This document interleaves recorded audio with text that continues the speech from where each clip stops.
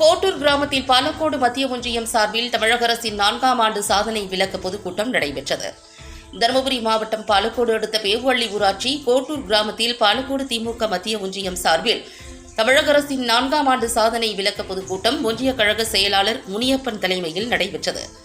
இக்கூட்டத்திற்கு முன்னாள் சட்டமன்ற உறுப்பினர் வெங்கடாசலம், முன்னாள் ஒன்றிய குழு தலைவர் பி.கே. முருகன், மாநில விவசாய அணி துணை செயலாளர்கள் சூடப்பட்டி சுப்பிரமணி, அரியப்பன், மாவட்ட பொருளாளர் முருகன், பொதுக்குழு உறுப்பினர் முர்துஜா, ஒன்றிய செயலாளர்கள் வக்கீல் கோபால், அடிலம் அன்பழகன், பேரூராட்சி தலைவர்கள் பி.கே. முரளி, வெங்கடேசன், ஒன்றிய அவை தலைவர் ராஜாமணி ஆகியோர் முன்னிலை வகித்தனர். இக்கூட்டத்தில் தலைமை கழக பேச்சாளர்கள் கனல் சுப்பிரமணி, இளையராஜா ஆகியோர் கலந்து கொண்டு கழக ஆட்சியின் சிறப்புகள் குறித்து பேசினர்.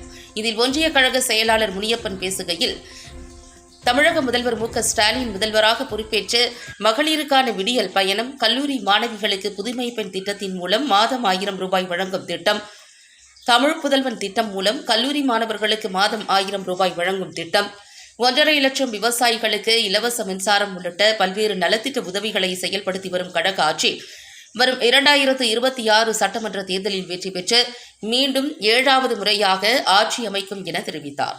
இந்நிகழ்ச்சியில் ஒன்றிய துணை செயலாளர்கள் பி.எல். ரவி, ஆறுமுகம், அற்புதம் செந்தில், மாவட்ட பிரதிநிதி மணி, முத்துசாமி, மாவட்ட சார்பு அணி அமைப்பாளர்கள் ஆனந்தன், சந்தர், ராஜபாட் ரங்கதுரை, செழியன், ராஜேஸ்வரி, முன்னாள் ஊராட்சி மன்ற தலைவர்கள் தேவேந்திரன், புகழேந்தி, மாது, முன்னாள் ஒன்றிய கவுன்சிலர் அழகுசிங்கம் உள்ளிட்ட கட்சி நிர்வாகிகள், பொதுமக்கள், தொண்டர்கள் திரளாக கலந்து கொண்டனர்.